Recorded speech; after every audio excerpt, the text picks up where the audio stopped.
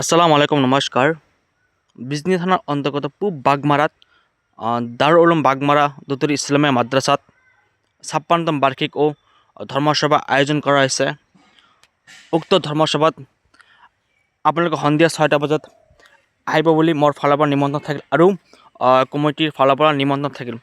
কিমান ধুনীয়া এখন পেণ্ডেল ব্যৱস্থা কৰা হৈছে, আপোনালোকে চাব পাৰিছে কিমান ধুনীয়াকৈ ষ্টেজ বনোৱা হৈছে। ইয়াৰ নিৰ্দিষ্ট বক্তাসকলৰ নাম আপোনালোকে দেখাই দি আছোঁ, চাব পাৰিছে কিমান ভাল ইয়াত বক্তাসকলৰ নাম দিয়া হৈছে, আপোনালোকে চাব পাৰিছে।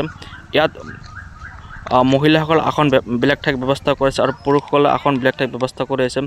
আপুনি দেখিব পাৰিছে কিমান ধুনীয়া এখন পেণ্ডেলৰ ব্যৱস্থা কৰিছে। আপোনালোকে সন্ধিয়া ৬টা বজাত এইখন ধৰ্মসভাত আহিব বুলি নিমন্ত্ৰণ থাকিল আৰু সভাখন শেষ হোৱাৰ পিছত লঘু আহাৰৰ ব্যৱস্থা কৰা হৈছে আৰু আপোনালোকে যিমান পাৰে ভিডিঅ'টো শ্বেয়াৰ কৰি দিব।